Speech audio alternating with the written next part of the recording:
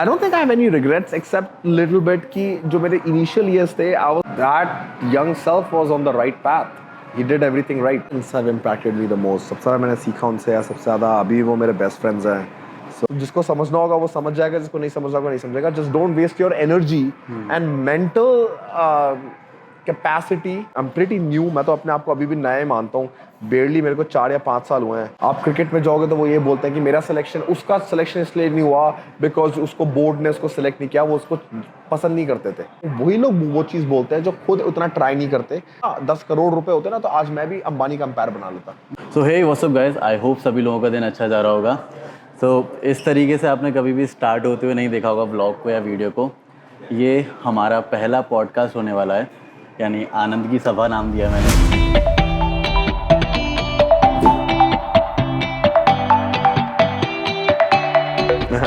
And पहली बार ऐसा video बना रहे हैं जिसमें हम डिस्कस करने वाले हैं. और ऑब्वियसली मैं चाहता था कि मैं आपके साथ में करूं, क्योंकि मैं जिस फील्ड में हूँ, जिस कम्युनिटी में हूँ, उसमें आपने इंडिया का नाम बहुत ज़्यादा रोशन किया हुआ है. So welcome to the show. Thank you Yash. Okay, so आपको जो भी क्वेश्चन अगर ऐसा लगता है बीच में कि I don't want to answer या कुछ भी चीज़, so you can say it. No, मैं सारे क्वेश्चंस का आंसर देता हूँ. लोगों को अच्छा नहीं लगता वो काट देते हैं. ठीक है. सबसे पहली चीज़ मैं आपसे पूछने वाला हूँ जो कि बहुत सारे लोगों को नहीं पता है और बहुत सारे लोग जानते हैं, क्योंकि अभी आप यहाँ पर हो एंड कई सारे लोगों को यहाँ की स्टोरी नहीं पता है कि आप यहाँ पे किस तरीके से रहते थे, कैसे क्या चीज़ें करते थे. तो आपकी बॉडी बिल्डिंग की जर्नी किस तरीके से स्टार्ट हुई थी, कि आपको क्या हिट किया, आप कहाँ रहते थे, कहाँ से आपने बॉडी बिल्डिंग जर्नी स्टार्ट करी, आपको क्या हिट किया था कि आपने बिल्कुल ट्रेनिंग स्टार्ट करी उस तरीके से, उस लेवल की कि यार नहीं मैं तो प्रो बनूंगा और मैं इस तरीके से जाऊंगा. और आप किस तरीके से आउट ऑफ इंडिया गए और यहाँ पर कैसे पहुँचे? मेरी बॉडी बिल्डिंग जर्नी स्टार्ट, मतलब पहली बार मुझे लगा था कि मुझे बॉडी बनानी है जब मैं ड्रैगन बॉल जी का कार्टून देखता था. मैं I think 8th 9th 10th class में था. और फिर उसी 10th के टाइम पे धूम 2 निकली थी, जब मैंने ऋतिक रोशन को उस धूम के सॉन्ग में देखा था. And I used to dance. उस टाइम पे मेरे को डांसिंग का बहुत पसंद था. पॉपिंग, लॉकिंग, स्कूल के एनुअल डेज वगैरह में I used to do that a lot. तो मुझे लगा कि अच्छा चलो ठीक है, मुझे थोड़े बहुत डांस मूव्स आते हैं उस तरीके के, यू नो. एंड मुझे उसके साथ साथ वो वैसी फिजिक भी बनानी है विद एब्स एंड ऑल. तो वो पहली बार था. बट ऑब्वियसली 10th 11th में आप होते हो, उस टाइम में जिम से इतने होते भी नहीं थे और पेरेंट्स भी कोई नहीं आपको जाने देंगे. सो आई ठीक है, दिमाग में था. जब मुझे मौका मिला 12th के एग्जाम्स के बाद, मई में एग्जाम्स हो गए थे, मेरे को एडमिशन मिल गया था कॉलेज में. सितंबर में मैं जाने वाला था कनाडा. मैंने अपना एक्सेप्ट कर लिया था ऑफर कनाडा का. मुझे ऑफर इंडिया यूनिवर्सिटी, मैंने आईटी के जेई एग्जाम्स भी दिए, मैंने फिर वो भी दिए अपना सैट एग्जाम्स और वो सब. तो मैंने चूज़ किया कि मुझे कनाडा जाना है. बट वो 4 महीने के दौरान पे मैंने थोड़ा बहुत जिम जाना शुरू कर दिया था. सो गुड़गांव में मेरे ताऊ जी जाते थे जिम. मैं उनके साथ गया 2-4 दिन. मुझे वो जिम ज़्यादा अच्छा नहीं लगा. मैं इतना वीक था. I was like athletic but skinny, right? So I didn't like it. फिर मैं 2 महीने में जयपुर में रहा मेरे मामा के साथ. वो एक जिम जाते थे अपने कार्डियो वगैरह करने के लिए. कोलोजियम जिम था जयपुर में उसका नाम. और वहाँ पे मैंने थोड़ा बहुत किया ट्रेनर के साथ, थोड़ा बहुत आइडिया लगा. बट देन रियल जर्नी मेरी तब शुरू हुई जब मैं अपना कनाडा गया. जब मुझे पता चला कि मैं और कोई स्पोर्ट नहीं खेल सकता हूँ. इंजीनियरिंग के लैब्स का टाइम 5 से 8 बजे का है. उसी टाइम पे सारे स्पोर्ट्स होते हैं. ट्यूसडे थर्सडे को मेरी लैब होती थी. तो देन मैंने देखा कि मैं जहाँ मैं रहता था, मेरे हॉस्टल के अंदर एक छोटा सा जिम था जो 24 घंटे खुला रहता था. There was no lock. So उसमें weights, dumbbells, Smith machine, 2-4 machines थी. I think cable row, back row वगैरह, फ्लाई मशीन थी. Limited machines basically.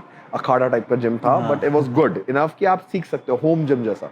So that's where I learned. मैंने देखा वहाँ वेट देखे, मैंने और लोगों को देखा जो बहुत अच्छी उनकी बॉडी थी, वो कैसे कर रहे थे. फिर यूट्यूब में देखा. That's how it started. And then obviously जब वो अकेले होते हो, नई जगह गए हुए हो और कुछ आपको यू नो टाइम आपके पास है नहीं कुछ करने को, आपको you feel out of place in a different country. You don't know the language. You also feel कि आपका एक्सेंट बहुत डिफरेंट है, लोग आपको अलग तरीके से देख रहे हैं, आपका ड्रेसिंग स्टाइल डिफरेंट है. वो एक you feel you are not part of them. तो वो सब चीज़ों के साथ साथ आपके अंदर प्रेशर भी है कि स्कॉलरशिप भी मेंटेन करनी है, जीपीए भी लानी है मिनिमम 3.8. तो वो सारे प्रेशर के साथ एक चीज़ ये थी कि how do you let all of that frustration out. So that out was the gym. So that's where it became my obsession. Every day the best part was at 8 p.m. I used to train, 8 to 10 या sometimes 9 p.m. and that used to be my best part of the day. रात का, दिन में school वो सब करते के बाद. So the journey started there, and then of course you know slowly it became, oh I want to compete. I competed and all that. कौन सा ईयर था जब आपने स्टार्ट किया था? This was 2011. एंड आपकी एज क्या थी उस वक्त? 17. एंड आप उसके बाद में प्रोफेशनली कब चले गए थे, लाइक यू स्टार्टेड ट्रेनिंग, आपकी मसल्स बनने लगे आप?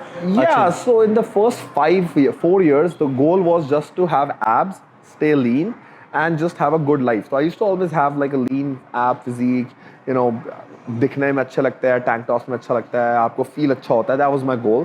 कोई मसल्स का मेरे को ज़्यादा शौक नहीं था. As I said, reference point जो था वो धूम की बॉडी का था, वो मेरा 3 साल में आई थिंक उतनी मसल तो हो गई थी कि इतना बहुत है. एंड देन ठीक है, उसके बाद decided to compete. Men's physique नहीं आया था, मैंने देखा उन लोगों ने, बोला कि हाँ मेरा मसल थोड़ा कम है बट हो सकता है थोड़ा बढ़ जाए, हो सकता है यू नो कि अच्छा लगेगा कि I am as lean as them, may be I will win because I saw Jeff Seid उस टाइम पे. I thought Jeff Seid wasn't as big, मतलब थोड़ा सा मेरे से उसका बड़ा था, I would say like not much. तो मुझे लगा कि वो कर सकता है कम्पीट ओलंपिया के स्टेज में. पहले साल जब निकला था ओलंपिया 2013, नो 2013 ओलंपिया जब वो निकला था, he was like I think 20 और 21, he was around the same age as me. Okay, so I was like अच्छा वो कर सकता है, स्टीव कुक कर सकता है, तो मैं क्यों नहीं. सो आई डिसाइडेड इन 2015 कि I am gonna do a show in 2016. Okay, And my friend competed, my best friend competed in a show in 2015. He was an engineer too. मैं और वो सेम साइज के थे, मैं उसको जिम में देखता था वगैरह वगैरह. तो लाइक अच्छा उसने किया, वो फर्स्ट प्लेस जीता. He didn't win the overall but he won first place. I'm like मुझे भी करना है, you know, I want to do it too.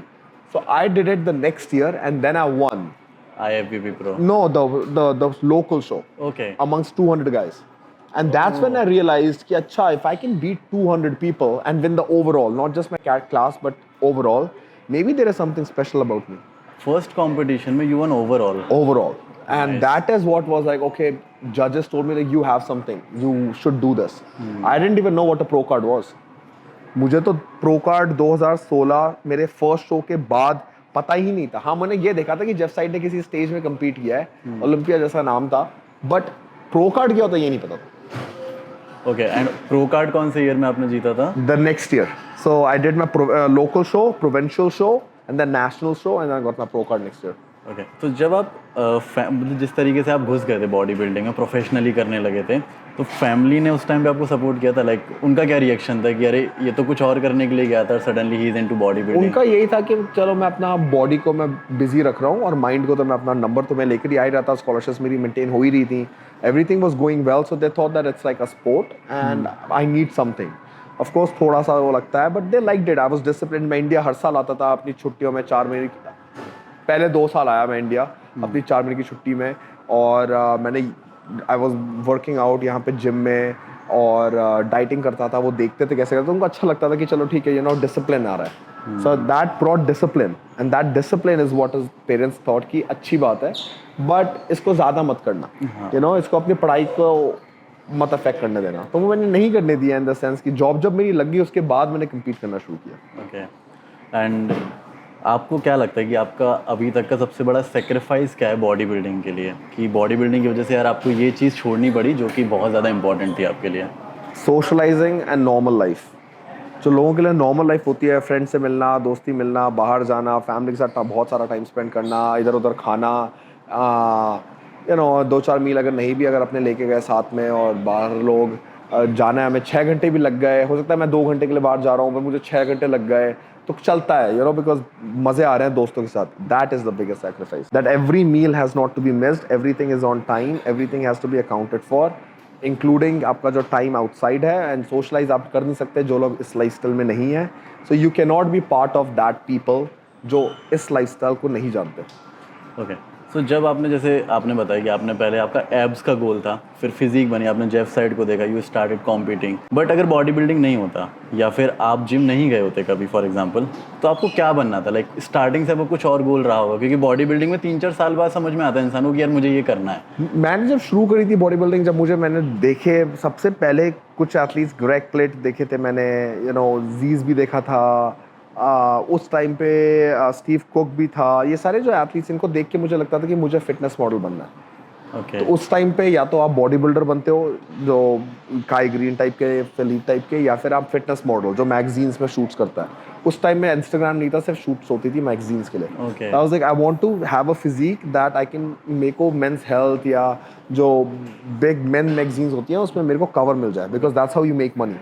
तो आई वाज लाइक वो मेरा गोल है, वैसी मुझे बॉडी चाहिए. तो मैं उन्हीं लोगों को फॉलो करता था जो उस मैगजीन्स में आते थे. ग्रेग प्लेट, स्टीव कुक, ये लोग आते थे, राइट. तो वही मेरा गोल था. उसी तरीके से मैं अपनी बॉडी बनाता कि वो पूरे साल लीन रहते थे. They never used to bulk, they never used to cut, there was nothing. तो मेरे को था कि मेरे को भी यही करना है. Even though in retrospect जब मैं देखता हूँ मुझे ये लगता है कि उन्होंने अपने इनिशियल एज में ऑलरेडी मसल बना ली थी, तो वो मेंटेन कर रहे थे. जैसे आज मैं मेंटेन कर सकता हूँ, उस टाइम पे मुझे फोकस करना चाहिए था more on the muscle building then staying lean. But that was the motivation. अभी कोई ऐसा लगता है आपको कि कोई रिग्रेट है आपका, कोई बड़ा रिग्रेट जिसको? I don't think I have any regrets except little bit कि जो मेरे initial years थे, I was so focused on staying lean and feeling confident and feeling good कि जब मैं अपना मिरर में रहूँ या मैं कहीं मैं रिवर पे जाता था या मैं अपने लेक पे जाता था या स्कूल का कोई इवेंट होता था, I was always like shirtless and everybody was like you know engineering में हो और you know और भी बहुत थे, but I used to just feel good. I feel in back then अगर मुझे इतनी नॉलेज होती या मुझे कोई गाइड करता, मुझे किसी ने गाइड नहीं किया, I learned by making mistakes. But if I did have a guidance, if Instagram was there back then and YouTube इतना अच्छा था जो आज पहले होता, I would have approached my bodybuilding career more towards building muscle first 2-3 years, not trying to look that good, building muscle, and then when I have built that solid muscle base, then staying lean and then doing that. आपको क्या लगता है like जो भी beginners हैं body building का सोच कर आते हैं, उन लोगों को मतलब एज अ करियर ले सकते हैं वो बिगिनर्स? कैसा लगता है आपको फाइनेंशियली स्टेबल इस चीज़ में, या फिर जो भी नया बंदा आता चला जाता है इस चीज़ में? Like bodybuilding as like what? Like professional body building जो भी लोग ये सोचते हैं, फॉर एग्जांपल जो 12th में है, 17-18 है, और आपको देखकर बहुत सारे एथलीट्स को देखकर उनको लगता है कि नहीं यार मुझे बॉडी बिल्डर बनना है, और वो अपनी पढ़ाई छोड़ देते हैं साइड में, या फिर कई सारे लोग छोड़ देते हैं जो भी चीज़ वो कर रहे होते हैं. तो क्या वो चीज़ सही है एज अ करियर एकदम से चूज़ करना? For example just engineering choose कर रहा है, कोई डॉक्टर बन रहा है, कोई बोल रहा है कि मैं बॉडी बिल्डर बन के पैसा कमाऊँ. No, I don't think so because bodybuilding doesn't make me money. ये तो मैंने बहुत बार इंटरव्यूज में पहले भी बोला है, मैं ओपनली बोलता हूँ कि प्रोफेशनल बॉडी बिल्डिंग से you don't make money. There is no way you can. So you need to have a career and you need to build yourself. और उसके बाद अगर आप प्रो बन भी जाते हैं या ओलंपिया चले भी जाते हैं और आपकी फॉलोइंग भी बढ़ जाती है आपके पास, उसके बाद रियल वर्क चालू होता है which is to create a brand around you, that you are a brand, you are a business. Now you are a business and you need people to come and buy your product which is whatever you are selling. तो अगर आप अपने आप को as a business approach करोगे तो आपकी marketing क्या है, आपकी फाइनेंसिंग क्या है, आपकी just like how you run a business you have to run yourself like that कि मैं मार्केटिंग कैसे करूंगा, मैं फाइनेंसिंग कैसे करूंगा, मेरा इसमें अकाउंट्स कैसे चलेंगे, मेरा हर चीज़. तब जाके you have to get sponsorships, brands, your own businesses, वो सब चीज़ें मिलके then you make money. But body building itself doesn't make money, it makes a way for you to create opportunity to make money. But how many people are able to really create that opportunity to make money? Very less. Probability काफ़ी कम है. Same probability of you becoming a actor in Bollywood. कितने लोग मुंबई जाते हैं actor बनने के लिए, कुछ को छोटा मिल जाता है रोल, किसी को सीरियल का रोल मिल जाता है, किसी को बिल्कुल नहीं मिलता, किसी को बहुत बड़ा रोल मिलने के बाद में वो पीछे चला जाता है, और बहुत कम होते हैं, एक का दुक्का तीसरा जिसका कोई कनेक्ट, कुछ बिल्कुल अपने जैसे स्क्रैच से स्टार्ट करके अपने टैलेंट के बेसिस पे अपने आप को बिजनेस बना के वो आगे बढ़ के अपने एक्टर बनते हैं. तो सेम थिंग इन क्रिकेट खेलते बहुत लोग हैं, बट कितने क्रिकेट लोग आईपीएल में, बिकॉज आजकल तो आईपीएल से दे मेक मनी राइट, कितने लोग आईपीएल में सेलेक्ट होते हैं या फिर अपने क्रिकेट टीम में सेलेक्ट होते हैं. वही चांसेस हैं इन बॉडी बिल्डिंग कि कितने लोग करते हैं, उनमें से कितने सिलेक्टिव लोग एक्चुअली उसको अपना करियर बना पाते हैं. कोई भी ऐसा कंट्रोवर्शियल मोमेंट रहा है आपका जिसने आपके बिहेवियर को चेंज कर दिया, या फिर सबसे बड़ा कि यार आपका जो बिहेवियर है, आप काइंड रहते हो, आप लोगों से बात करो और आप एक सर्टेन बिहेवियर मेंटेन कर रहे हो, बट कोई कंट्रोवर्सी ऐसी हुई, कोई भी कंट्रोवर्शियल मोमेंट ऐसा हुआ जिसने आपको चेंज कर दिया, आपको काफ़ी अफेक्ट कर गया, कोई बड़ी से बड़ी कंट्रोवर्सी जिसमें जो आप शेयर करना चाहोगे, जिसमें आपको लगता है कि यार ऐसा नहीं होना चाहिए था या फिर ये क्यों हुआ टाइप? आई डोंट थिंक कि कंट्रोवर्सी से चेंज होता है. I think a person matures and realizes कि कोई भी चीज़ जो नेगेटिव है doesn't really need a reaction all the time. और दूसरी चीज़ जो मैंने सीखी है अपने खुद के एक्सपीरियंस है, मैं सोशल मीडिया में आई एम प्रीटी न्यू, मैं तो अपने आप को अभी भी नया मानता हूँ. बेरली मेरे को 4 या 5 साल हुए हैं, 5 साल लिटरली 5 years हुए हैं मुझे सोशल मीडिया में एक्टिव हुए, और मेरे जो भी लोगों को मेरा बारे में पता चला है, उससे पहले तो इंजीनियरिंग में मैं बिजी था. इन 5 सालों में अगर मैंने कोई चीज़ बहुत बड़ी सीखी है वो ये है कि not every situation needs a reaction, and आप कितना भी कोशिश कर लो लोगों को समझाने का, वो नहीं समझेंगे. तो why not make it fun and have fun with it. जिसको समझना होगा वो समझ जाएगा, जिसको नहीं समझना होगा नहीं समझेगा. Just don't waste your energy and mental capacity कि आप ये सोचो कि किसी और का आप बिहेवियर चेंज कर दोगे या उसकी थिंकिंग चेंज कर दोगे। लोगों को वही मानना है जो उनको मानना है। जो लोग परेशान है वो परेशानी की तरफ जाएंगे और जो लोग खुश हैं वो खुशी की तरफ जाएंगे। Accept things as they are and have fun with it. And जैसा कि ये लोग बातें कर रहे होते हैं, रिसेंट शोज में भी ऐसा ही हुआ है कि यार बॉडी बिल्डिंग शोज फिक्स होते हैं और ओलंपिया में कहीं ये फिक्स होता है वो होता है, तो उस पर आपका क्या कहना है कि यार फिक्सिंग पर बात करने लग जाते हैं लोग एकदम से कि फॉर एग्जांपल वो कुछ और चाहते हैं और कुछ और रिजल्ट उनको देखने को मिल रहा था, दे आर लाइक कि नहीं यार ये तो फिक्स हुआ है, ये सारी चीज़ें हुई। वो तो फिर हर इंडस्ट्री में इसी तरीके से वही लोग हर इंडस्ट्री में ऐसी बातें करते हैं ना। आप क्रिकेट में जाओगे तो वो ये बोलते हैं कि मेरा सिलेक्शन, उसका सिलेक्शन इसलिए नहीं हुआ बिकॉज उसको बोर्ड ने उसको सिलेक्ट नहीं किया, वो उसको पसंद नहीं करते थे। या एक्टिंग में कि वो उसकी कनेक्शन में उसके साथ नहीं था इसलिए उसका कनेक्शन नहीं हुआ, right?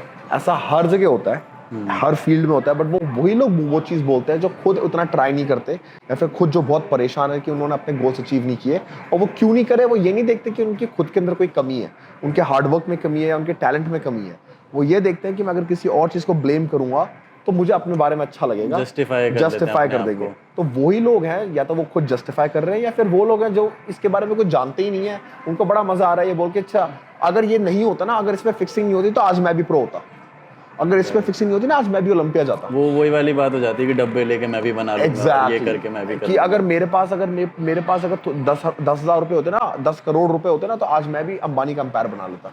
You know, it's like it's just a way of rephrasing and redirecting excuses. और इसीलिए मेरे को what I've observed is कि it's a subjective field, it's a subjective sport.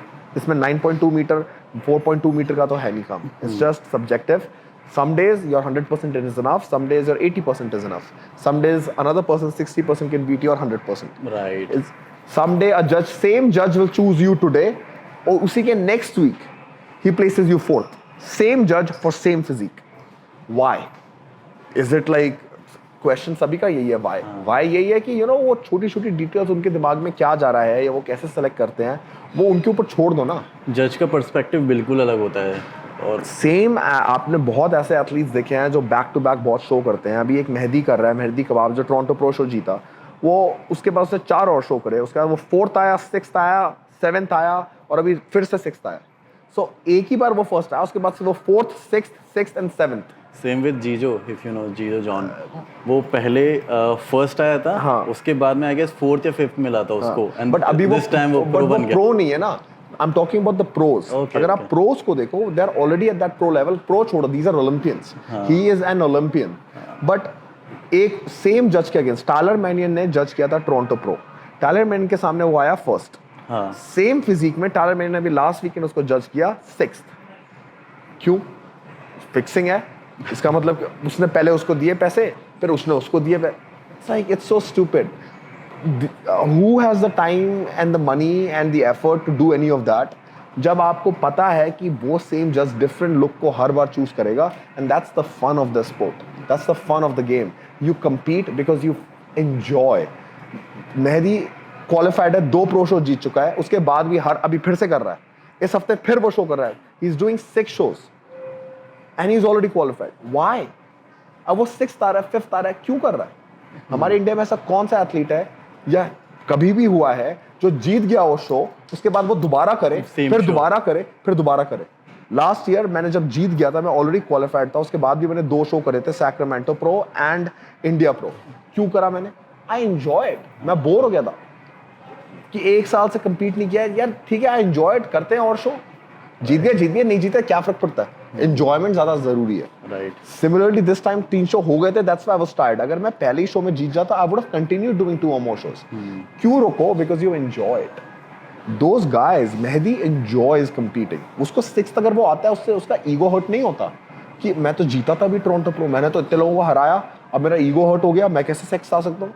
It's because it's very normal कि आज आप first हो, कल आप 5th होंगे, कल आप 5th हो और आज आप फर्स्ट होंगे। It's very normal. Everybody is an Olympian. On that stage everybody has a different look. उस जज को उस दिन क्या लुक चाहिए, उससे फर्क पड़ता है। जितना ये बॉडी बिल्डिंग बहुत ज़्यादा है आपके आसपास, तो तो आपको मतलब आपके जो रिलेशनशिप है, आपका जो फैमिली है, इनके साथ रिलेशनशिप पे कितना इफेक्ट पड़ता है? लाइक जब आप प्रेप करते हो, जैसे मैंने फर्स्ट टाइम प्रेप किया था लास्ट टाइम, एक मैंने बहुत छोटा सा शो खेला था 4-5 साल पहले, और अभी लास्ट मैंने खेला था। तो जब मैं श्रेड कर रहा था और पीक टाइम पे था, मैं बहुत इरिटेट रहने लग गया था, मुझे कुछ पसंद नहीं आता, छोटी सी चीज़ मुझे पिंच करने लगी थी। एंड मैं फर्स्ट टाइम इतना कुछ फील कर रहा था। बट आप इतनी बार प्रेप कर चुके हो, तो आपको जो आपके रिलेशनशिप है, आपकी फैमिली है, इनके साथ में रिलेशनशिप पे कुछ अफेक्ट पड़ता है? लाइक कि आपको परेशान कर रही है छोटी ऑफ छोटी? कोर्स पड़ता है, बट इसीलिए यू वांट कि वो लोग आप अपने पास रखो जो वो समझें, जो आपकी सफरिंग को समझें और समझें कि वो मोमेंटरी सफरिंग है and you are doing it because you are passionate about it and also that it's not easy. तो आप उन लोगों के पास रहोगे जो आपकी वो सफरिंग को या तो कम कर सकते हैं या समझ सकते हैं। जो सफरिंग को ज़्यादा बढ़ाएगा, you need to cut them out. हो सकता है वो फैमिली हो, cut them out means you have to move out, घर से निकल के आप अपना खुद के अकेले रहो। अगर वो आपका कोई गर्लफ्रेंड है तो इसका मतलब you have to have a breakup, you have to have a space, या फिर हो सकता है ब्रेक।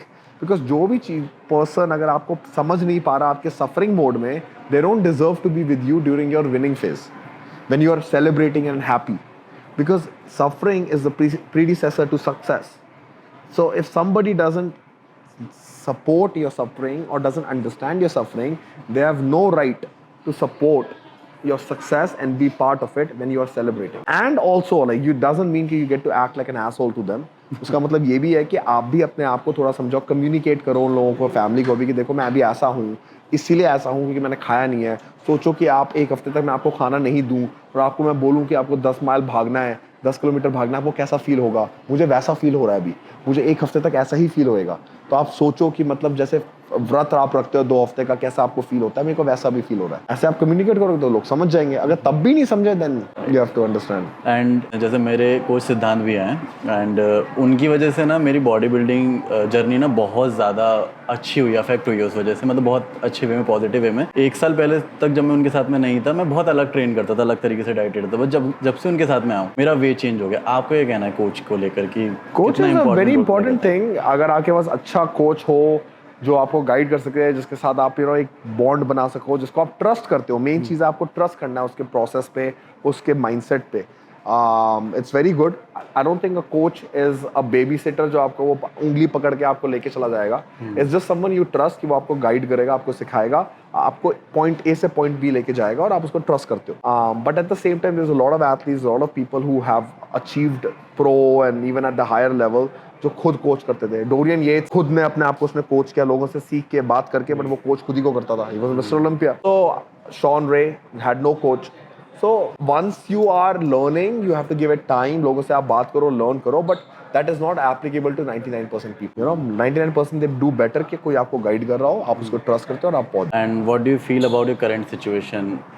क्या अभी आप अपने पीक पे फील करते हो, या आउट ऑफ 100 अगर आप अपने आप को, अपनी सक्सेस को मार्क करना चाहो, या फिर आप सोचो कि अभी मैं यहाँ तक पहुँचा हूँ और मुझे कहाँ तक जाना है, तो अभी आप अपने आप को करंट सिचुएशन को देख के क्या मानते हो कि आप कहाँ पर हो अभी अपनी लाइफ में, या आपने जो सोचा हुआ था कुछ सालों पहले कि यार मेरे को यहाँ तक पहुँचना है, तो उस चीज़ में? I feel कि I'm just starting. अभी तो I'm like very at the very low level. Like the vision was much like like the short term goals, ठीक है, you achieve your short term goals, but the long term vision is a lot bigger than this. And that is obviously success wise, happiness wise, and also like physique wise too. I mean, most people tend to hit their peak around 30, and I'm just getting to that level of being 30. I also अब मैंने finally इतनी सारी चीज़ें सीखी हैं जो मुझे नहीं पता थी 3 साल 4 साल पहले।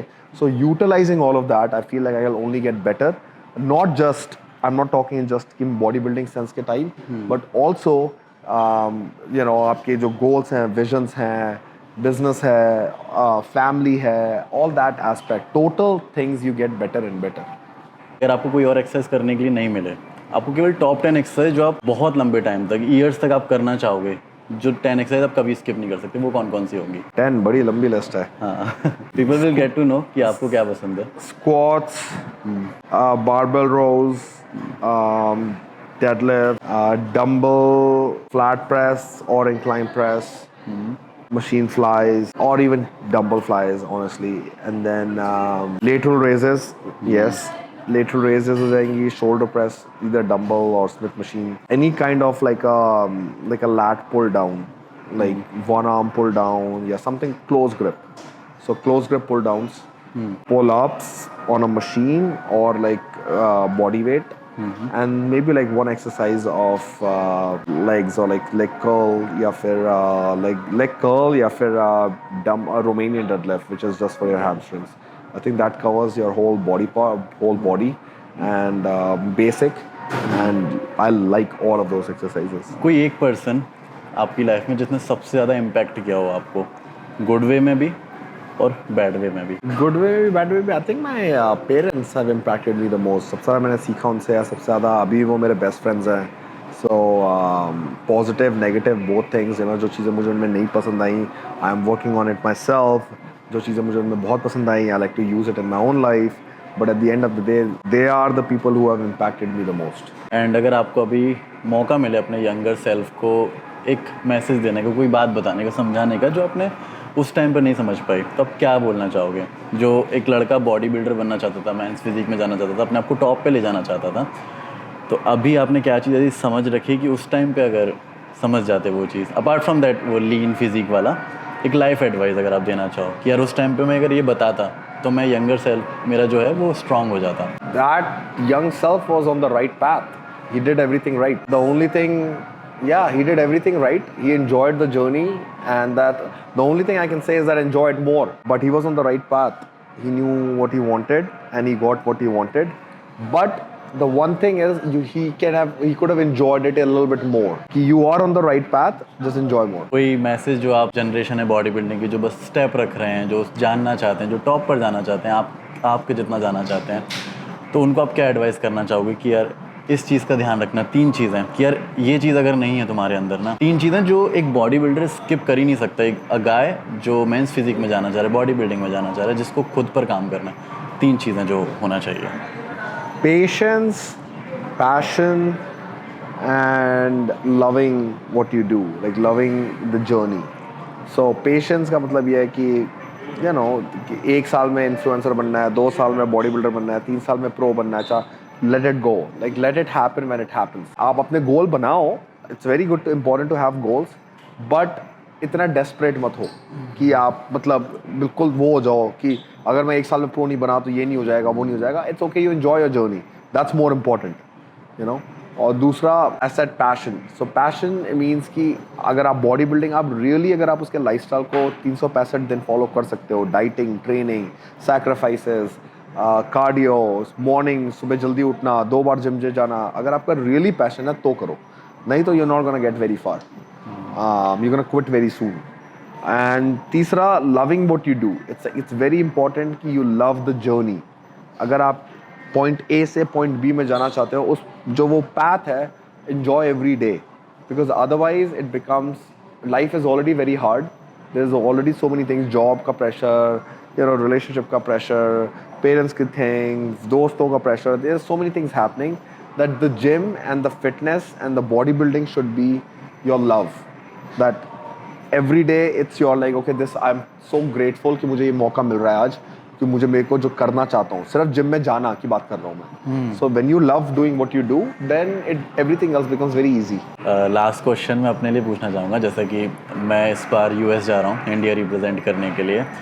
So कोई मैसेज या कोई बात जो आप मुझे बताना चाहोगे पर्सनली कि यार इस चीज़ का याद रखना, और लाइफ के लिए भी, कि जो मुझे सीखने की ज़रूरत है आपसे? Yeah, as I said, you know, just enjoy this journey.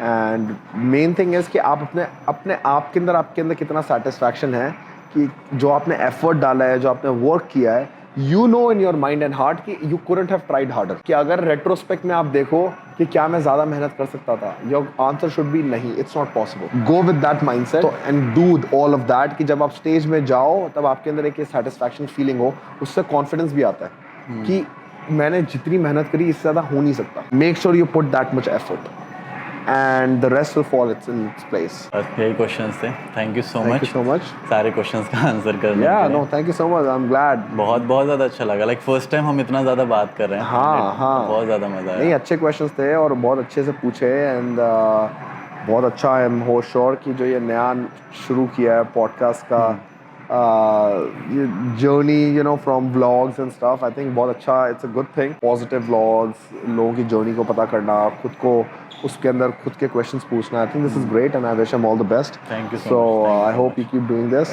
All the best, Yash. So guys, thank you so much for watching. आप कुछ कहना चाहेंगे एंड में? Well, guys, stay relentless, keep working hard, and always be the hardest worker in the room, huh? Thank you so much, love you all, piece.